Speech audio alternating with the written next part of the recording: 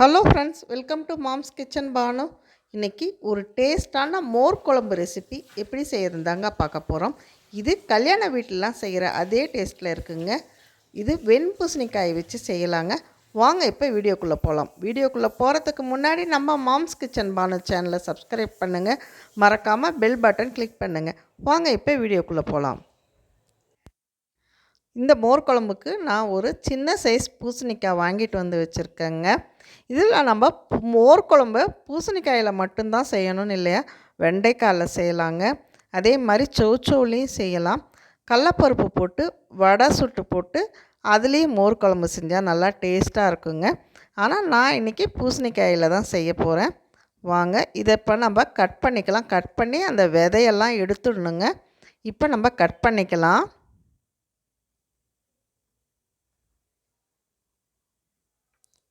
பாருங்கள், கட் பண்ணியாச்சு.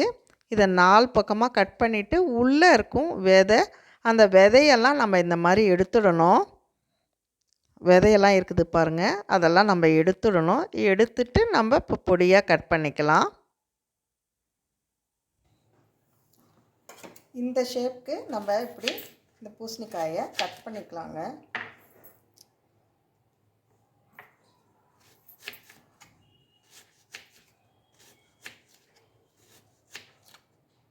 பூசணிக்காயில் அவ்வளோ நன்மைகள் இருக்குது. இது காலையில் வெறும் வயிற்றில் குடிக்கும்போது இது வெயிட் லாஸ்க்கு உதவுதுங்க. மேலும் இதில் நிறைய சத்துக்கள் இருக்குதுங்க. இது குடலை நல்லா சுத்தமாக்கும். குடலில் இருக்க நச்சுக்களை எல்லாத்தையும் வெளியேற்ற உதவுங்க இது. மேலும் சிறுநீரகத்தையும் நல்லா, இது நீர் காய்கறிகள், அதிகமான நீர் காய்கறிகள்னால சிறுநீரகத்தை நல்லா சுத்தப்படுத்தும்.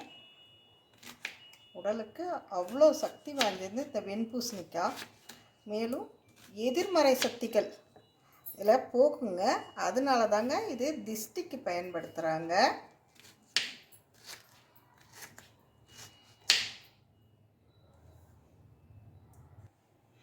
இந்த வெண்பூசணிக்காய் செரிமான கோளாறை போக்குங்க. இது மூளைக்கு கூட ரொம்ப நல்லதுன்னு சொல்கிறாங்க. இது மூளைக்கு ஞாபக சக்தியை அதிகரிக்கும்னு சொல்கிறாங்க. இவ்வளோ மருத்துவ குணம் வாய்ந்த வெண்பூசணிக்காயை நம்ம அடிக்கடி உணவில் பயன்படுத்தணுங்க. அல்லது மார்னிங் வெண்பூசணி ஜூஸ் குடிக்கலாங்க. அவ்வளோ உடம்புக்கு நல்லது. இப்போ நம்ம இந்த காயை நம்ம வதக்கிடலாங்க. இப்போ இந்த வெண்பூசணிக்காயை நம்ம ஒரு வாணலில் போட்டு கொஞ்சமாக எண்ணெய் ஊற்றி வதக்கிக்கலாம்.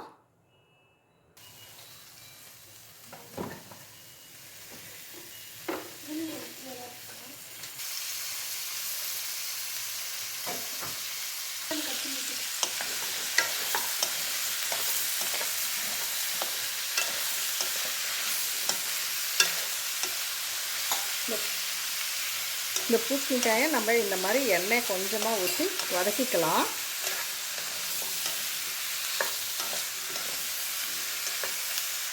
இது அந்த பூசணிக்காய் வதங்குற நேரத்துக்குள்ளே நம்ம இதை அரைச்சிட்டு வந்துடலாம். கொஞ்சம் துவரம்பருப்பு ஒரு கைப்பிடி, கொஞ்சம் அரிசி நம்ம ஒரு கைப்பிடி ஊற வச்சுருக்கேன். இதை ஒரு மணி நேரத்துக்கிட்ட நான் ஊற வச்சுருக்கேன். இப்போ இந்த அரிசியும் பருப்பும் மிக்ஸி ஜாருக்கு மாற்றிக்கலாம். இதோட தேங்காய் அரை மூடி நான் கட் பண்ணி வச்சுருக்கேன். அதையும் நம்ம மிக்ஸி ஜாரில் போட்டுக்கலாம்.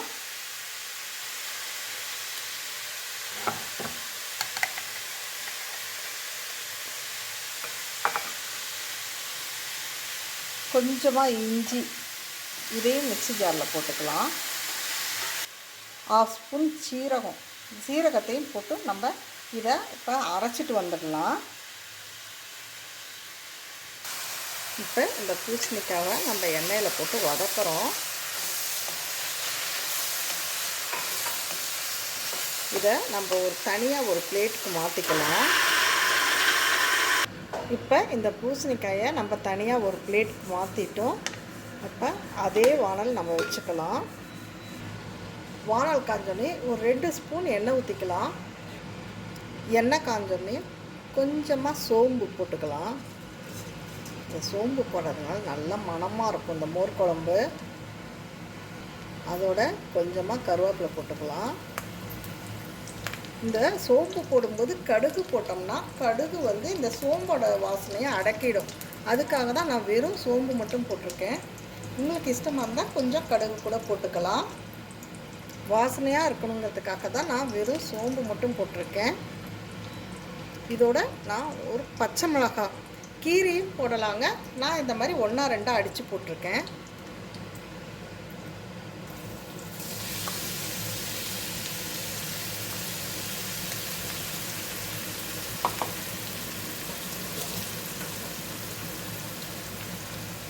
இந்த குழம்புக்கு காரத்துக்கு தேவையான அளவு பச்சை மிளகாய். இதை கீரி போட்டால் நிறைய காரம் இருக்காதுங்கிறதுக்காக நான் இந்த மாதிரி 1-2 அடித்து போட்டிருக்கேன். இதை நம்ம எண்ணெயிலேயே நல்லா அப்படியே வதக்கிக்கலாம் பச்சை வாசனை போகிற வரைக்கும்.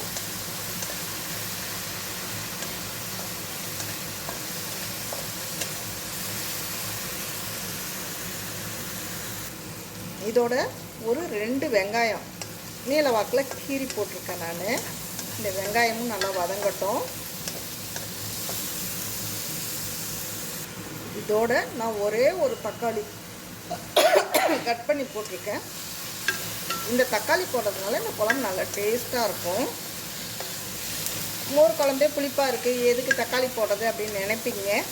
ஆனால் இந்த தக்காளி போட்டால் நல்லா டேஸ்ட்டு கொடுக்கும். இந்த மாதிரி ஒரு டைம் நீங்கள் செஞ்சு பாருங்கள். மறுபடியும் வீட்டில் இருக்கவங்க அடிக்கடி செய்வீங்க. இதே மெத்தடில் ஒரு டைம் நீங்கள் செஞ்சு பாருங்கள், நல்லா டேஸ்ட்டாக இருக்குங்க.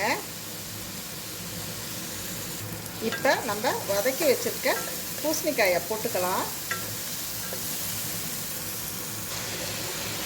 இந்த பூசணிக்காயை இப்படியே போட்டு வதக்கியிருக்கலாமே, எதுக்குடா தனியாக வதக்குனாங்க அப்படின்னு நீங்கள் நினைப்பீங்க.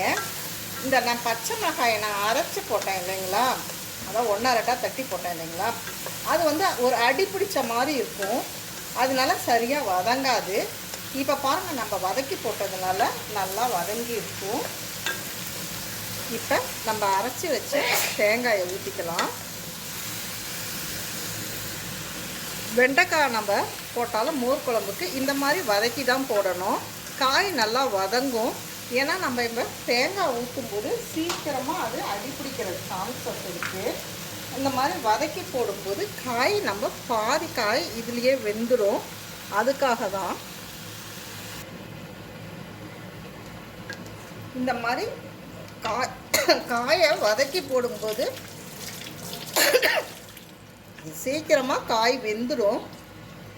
தேங்காய், அரிசி, பருப்பு இதெல்லாம் சீக்கிரமாக கெட்டியாயிடுங்க. அதே சமயத்தில் காய் வேகாத மாதிரி இருக்கும். இந்த பிரச்சனை இருக்காது. நம்ம வதக்கி போடும்போது காய் நம்ம எண்ணெயிலேயே நம்ம வதக்கிடுறோம். அதனால நம்ம வந்து சீக்கிரமாக காய் வெந்துடும். அதுக்காக தான் நம்ம வந்து இந்த மாதிரி வதக்கி போடுறோம். இந்த குழம்புக்கு தேவையான அளவு உப்பு போட்டுக்கலாம். மஞ்சத்தூள் 1/2 ஸ்பூன் இதை போட்டு நல்லா கலக்கி விட்டுக்கலாம்.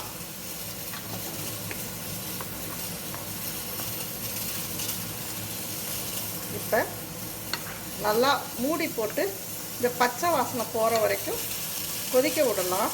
அடிக்கடி திறந்து கலக்கி விடணும், ஏன்னா இது அடி பிடிச்சிக்கும்.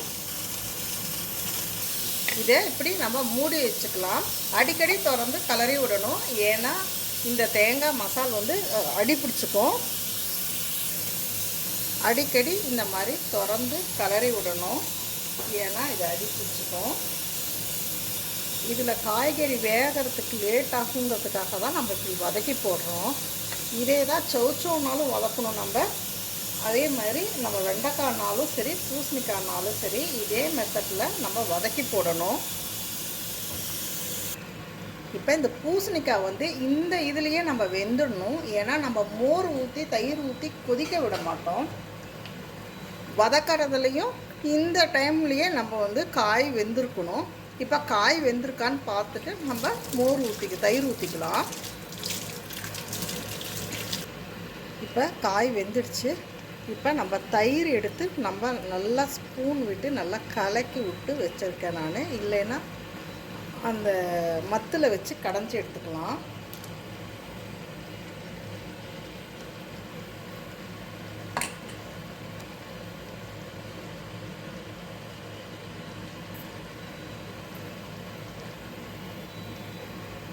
இப்போ தயிரை நம்ம ஊற்றி கலக்கி விட்டுட்டோம். தயிரை நம்ம மத்துலையாவது ஸ்பூன்லையாவது வச்சு நல்லா கலக்கி விட்டணும். இல்லைன்னா இப்படி நம்ம ஊற்றும் போது அப்படியே திரியாக இருக்கும். அதனால் நல்லா கலக்கி விட்டு ஊற்றும்போது இந்த மாதிரி ஈவனாக எல்லா இடத்துலையும் இருக்கும். இப்போ பாருங்கள், கொதி வந்தோடனே நம்ம நிறுத்திடலாம். இப்போ இந்த மோர் குழம்பு ரொம்ப கொதிக்க விடக்கூடாது. சும்மா லைட்டாக கொதி வந்தோடனே நம்ம நிறுத்திடணும். இது மேலே கொஞ்சோண்டு கொத்தமல்லி தூவிக்கலாம். டேஸ்டான மோர் குழம்பு ரெடி ஆகிடுச்சுங்க. மருத்துவ குணமுடைய வெள்ளை பூசணிக்காய் மோர் குழம்புங்க இது. இந்த வெள்ளை பூசணிக்காயில் அவ்வளோ மருத்துவ குணம் இருக்குது. குடலை சுத்தமாக்கும், சிறுநீரகத்தை சுத்தமாக்கும், மலச்சிக்கலை போக்கும், வெயிட் லாஸ் பண்ணும், ஞாபக சக்தியை அதிகரிக்கும். இதில் உள்ள இந்த காயில் இருக்க சத்து ஞாபக சக்தியை தூண்டுற ஹார்மோன்ஸ் சுரக்கு தான் இதில் இருக்குது. அதனால ஞாபக சக்தியை தூண்டும். இன்னும் அவ்வளோ மருத்துவ குணமுடைய வெண்பூசணிக்காய்ங்க. இதை காலையில் வெண்பூசணிக்காய் மோர் குழம்புல நம்ம வச்சு சாப்பிட்றோமே தவிர, காலையில் வெறும் வயிற்றில் வெண்பூசணி ஜூஸ் குடித்தா அவ்வளோ உடம்புக்கு நல்லதுங்க. இது குடலில் இருக்கிற அந்த வீணான கழிவுகள் எல்லாம் போக்குதுங்க. அவ்வளோ மருத்துவ குணமுடைய சக்தி வாய்ந்த இந்த வெண்பூசணிக்காய் எதிர்மறை சக்தி அதிகமாக இருக்கிறதுனால தான் இந்த வெண்பூசணிக்காயை திஷ்டிக்கு சுற்றி போடுறாங்க.